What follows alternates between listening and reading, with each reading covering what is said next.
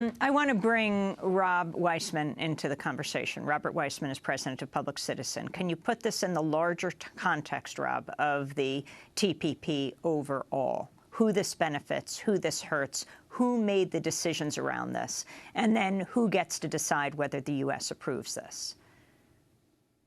Yeah, well, the Trans-Pacific Partnership, the TPP, is a collection of provisions that amount to a wish list for giant multinational corporations. It's really as simple as that. And the most important industry in the whole deal was the pharmaceutical industry, which is why the USTR, the U.S. Trade Representative, insisted on putting in the provisions that Zahara was talking about. It's why the agency was willing to hold up the entire deal to try to extract more concessions for Big Pharma.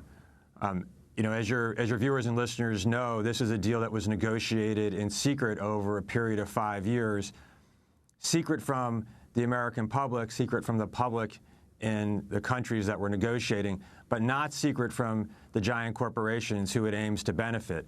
The USTR has a system of advisory committees, so it shows text and runs ideas by corporate representatives from almost all affected industries. So in general, it's reasonable to say that corporate America knew what was going on all along. And they absolutely knew in the waning days of the negotiation where USTR made clear they were in constant conversation with industry representatives about what they were discussing. They were not in constant conversation with people like Zahara or consumer groups or labor unions or environmental organizations. And as a result, we have a deal that comes out that prioritizes the needs and demands of multinational corporations, gives them special rights, gives them special powers, and entrenches a failed development model and a failed trade model, which we can reasonably call NAFTA on steroids. So what we're going to see coming out of this deal, if it goes through, and it's not a done deal at all yet, but if the deal is finalized and enacted and implemented, we're going to see an expansion of the NAFTA model. That means in the United States, more export of jobs, more downward pressure on wages, especially in the United States and throughout the 12-country region, degradation of the environment and difficulties in imposing new environmental standards, increasing pharmaceutical prices, and the creation and expansion of special powers for giant foreign corporations to sue governments when they take actions that the companies say would interfere with their expected profits. Now, for the last part of your question and why it's not a done deal, although allegedly the negotiations are over and there may still even be last-minute things they're working on, in the United States, the deal has to be approved by Congress. And we had a preview of what the vote was going to be like earlier this year when Congress gave the administration fast-track authority. That was the deal that set the terms on which a TPP or other trade deals would be voted on in Congress. And that was an incredibly close vote. So it foreshadows an incredibly close vote that's going to come on the TPP sometime next year in an election year, which the Obama administration was desperately trying to avoid. Why try to avoid it? Because the American people are overwhelmingly opposed to NAFTA and NAFTA-style deals. So we're going to see whether members of Congress are willing to represent their people, to respond to the demands of their constituents in an election year, or whether they choose to respond to the demands of their donors and the Chamber of Commerce, and Big Pharma, and the big business community. Democratic presidential candidate Senator Bernie Sanders spoke out against the TPP during Senate hearings in April. This is what he said. Not only is there massive opposition to this TPP agreement, but there is a lot of concern that the American people have not been involved in the process, that there's not a lot of transparency. So what we are trying to do here is to make sure that this debate takes place out in the public, that the American people have as much time as possible to understand the very significant implications of this trade agreement. And I suspect others, will do our best to make that happen. Also, Donald Trump tweeted, the Republican presidential candidate, "The incompetence of our current administration is beyond comprehension. TPP is a terrible idea." Rob, last year at your own gala, at the Public Citizen Gala, Senator Elizabeth Warren addressed the crowd. She famously said, "From what I hear, Wall Street pharmaceuticals, telecom, big polluters and outsourcers are all salivating at the chance to rig the deal in the upcoming trade deals. So she said the question is, why are the trade deals secret? You'll love this answer. Boy, the things you learn on Capitol Hill, I actually have had supporters of the deal say to me they have to be secret because if the American people knew what was actually in them, they would be opposed. Rob Weissman. Yeah, well, as usual, Senator Warren hits it out of the park, and that's exactly right. And, you know, I've had members of officials at the USTR say effectively the same thing. We can't let people know what's in the deal because then people might object to the deal. Well, now the deal is almost concluded. We're going to eventually see the text, and we're going to have the fight. And it's going to be a really tough fight. You know, as you noted, Senator Sanders is strongly opposed to it. I think we may see Senator Clinton, Secretary Clinton, come out against the deal under pressure in the next few weeks and months. Donald Trump is strongly against it. There's a strong, and this is not a although it's partisan in some strange ways on Capitol Hill, it's not a partisan issue among the American public. Across the board, people oppose this stuff. So if you're a Republican, you're going to have to deal with a constituency that actually doesn't want you to carry water for the Chamber of Commerce and for Big Pharma on this issue. And that's going to cause a lot of tension in the Republican Party, especially as you have things stoked up by Donald Trump and probably some other of the presidential candidates. Rand Paul and Ted Cruz both voted against fast track in the Senate vote. So we're going to have a very interesting political period. It's completely unclear what the timing is going to be. It will not go before the Congress before February, but it could be basically any time in 2016 that this happens. The administration, unfortunately, because of the passage of fast track, is going to have a great deal of control over the introduction of the bill and the timing of an eventual vote. I want to turn to comments made by Japan's economy minister, Akira Amari. He talked about some of the details of the TPP. With regard to dairy products, we maintain tariff quotas and the state trading system. We install a new tariff quota framework based on the current tariff quota and the state trading system, but maintain the tax rates outside of the framework. We reached an agreement to complete elimination of tariffs on more than 80% of auto parts with the U.S., which have the export value of almost 2 trillion yen from Japan. Rob Weissman, can you respond to Japan's economy minister? Well, there's a lot that's interesting in that, and this is, you know, some of the stuff that I think is probably less interesting for most people. But on the auto side, those tariff reductions are going to take place in 25 years' time, at which point, who knows if there'll even be automobiles as we're talking about. So in terms of looking at exports of U.S. cars, well, it's enough to know that Ford Motor Company actually has come out opposed to the deal, not so much over this issue, but over other things that they say weren't achieved in the TPP negotiation.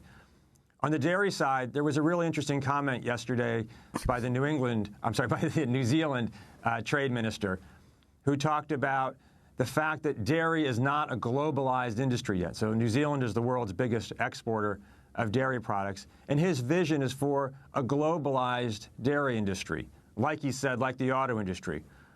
Well, you know, one really should ask what the value is and whether we really want a world of a globalized dairy industry, or whether there's a different vision of how we organize the economy and the production of food that relies actually on local sourcing of products, and whether we think that addressing climate change, among other pressing issues, demands that we look more towards localism. So the idea of the TPP is really, at its core, moving completely away from that, globalizing everything under the control of giant multinational corporations, taking power away from, in this case, local farmers, but also local and small businesses, and really centralizing authority in these supranational giant corporations. And finally, can you comment on Zahara Heckscher's arrest, why she was arrested, and what you understand was in this TPP around cases like hers, around pharmaceutical drugs? The administration would say they actually weakened what the corporations would wanted. Well, let me first say that I think what Zahara did was really heroic, to move beyond her own personal challenges in dealing with, as you hear, an incredibly difficult situation, and say, you know what, I can identify with women around the world and patients around the world, and even people who aren't yet patients, and advocate for their interests. I just think it's incredibly moving and touching, and she's a friend, and to say I'm proud of her, it sort of puts me in some role, but I'm just inspired by what she did.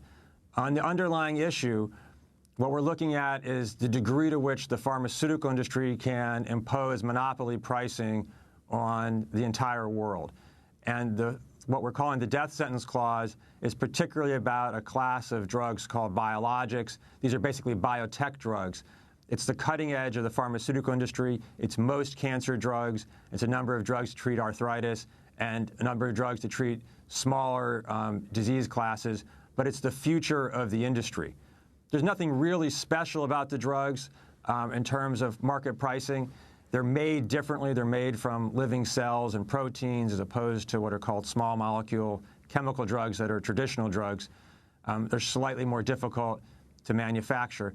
But at the end of the day, the issue that was at stake here is whether or not we're going to have monopoly pricing for eternity for these drugs, or when generic competition is introduced into the market.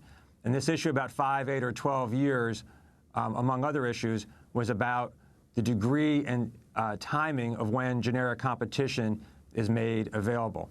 And as Zahara was explaining, these drugs are priced at such astronomical levels, by and large, that while they're on patent, they are unaffordable in poor countries. They're quite unaffordable in richer countries, too, when we're seeing increasing levels of rationing in the rich countries. But in the poor countries, they're just out of reach. And the question of when they become available to people who need them is entirely a question of when there's generic competition permitted, because the price of the drugs has nothing to do with the cost of developing them, nothing to do with the cost of researching them, nothing to do with the cost of manufacturing them. The high prices are entirely due to the monopolies. So very unfortunately, USTR made its single most high priority in the TPP negotiations the advancement of the monopoly profit interests of Big Pharma. And that's what was going on here. Now, Big Pharma wanted 12 years in terms of this death sentence clause, and they didn't. They got something that's between 5 and 8 years and incredibly complicated, but will delay the introduction of generic competition for many, many years. And it's really, it's an absolute disgrace, but it's a sign of what the whole process is, to know that the U.S. was willing to hold up the entire deal to win gains for Big Pharma. They didn't get all they wanted because the countries in the negotiation pushed back. They were supported by local campaigns and global campaigners who explained what the consequences were. And thankfully, the key negotiators said, you know what, we actually care a little bit about public health. We care about patient rights. We're not only about the interests of Big Pharma. That was despite the demands from the U.S. Trade Representative's office, and this is President Obama's Trade Representative got a lot office for Big Pharma. What does President Obama gain by this? That is a complete mystery. This is supposedly going to be a big part of his legacy. Well, if you ask Bill Clinton about his legacy with NAFTA, it's something he's embarrassed about and doesn't want associated with him. And that's what it's going to be for President Obama if this deal goes through. I mean, I think President Obama has been, he's unfortunately influenced by Mike Froman, who's the USTR and a personal friend, who's a believer in this stuff, but a pure corporate guy. And I think that in Washington, D.C., outside, unlike everywhere else in the country, in Washington, D.C., serious people know that you have to support free trade. And therefore, the president has done that. Now, of course, the rest of the country understands it much more clearly through experience. And also, of course, these deals have nothing to do with free trade, exemplified by these Big Pharma protection provisions, which are all about monopolies and undermining and interfering with free trade and free competition. So what happens in Congress now? Well, we're going to have some period of time. There's going to be 90 days at least from now before the president can sign the deal. And after that, 30 days at least before the implementing legislation is presented to Congress to vote on. So we're looking at least 4 months before the thing finally is formally presented to Congress. And it may be much longer, but it's going to be at least 4 months. In that period, and when the thing is on the floor of Congress, you're going to see a massive mobilization in the United States to demand members of Congress vote this horrible deal down. You've got almost the entirety of the labor movement, almost the entirety of the environmental movement, almost all consumer groups, massive numbers of faith-based groups, community groups, all united in opposition to this, and it is going to become a major issue in American politics. It's going to become a major issue in the presidential campaign, and, you know, we're going to work super hard on this, but we're very optimistic that this thing is going to be stopped and that people power will actually prevail over the interests of the multinational corporations. Has Hillary Clinton signaled either way, whether she agrees with her competition, right, whether she agrees with Bernie Sanders or agrees with the TPP? Well, her views, let's say, are evolving on this, and I expect them to evolve into opposition. She supported the deal or the negotiations when she was Secretary of State. In her book, she raises concerns about one of the worst elements of these kinds of deals, which are the so-called investor state ISDS rules that give corporations special rights to sue countries for limiting their expected profits. So she's raised that issue specifically. As a presidential candidate, she said she has concerns and she wants the deal to meet the highest standards. Once the text is finally published, she can no longer talk about what the deal might be, and she's going to have to talk about what the deal is. And I think she's going to be under a lot of pressure to do the right thing and come out in opposition. So finally, Zahara Heckscher, what you call the death sentence clause is still in the TPP. Do you think that the TPP should be given a death sentence? 100%. I think cancer patients and our families need to stand up and tell the Congress to vote this thing down. We did, through activism and our brothers and sisters in other countries influencing their governments, we knocked some provisions down from 12 years to 5 to 8 years. But if you have cancer, you can't wait 5 years, you can't wait 8 years, let alone 12 years. So unfortunately, the death sentence clause is still in there. Other negative provisions are still in there, which will harm access to non-biologics. And, you know, our message is TPP kills, and we're going to be joining the other citizen groups working against this, and I'll put my body on the line again if I have to, because it's that important. Zahara Heckscher, I want to thank you for being with us. Social justice advocate, arrested last week for disrupting the TPP negotiation. She is currently in treatment for breast cancer. I also want to thank Robert Weissman, president of Public Citizen. When we come back, we remember the life and legacy of a remarkable woman. Grace Lee Boggs died at the age of 100 at her home in Detroit yesterday. Stay with us.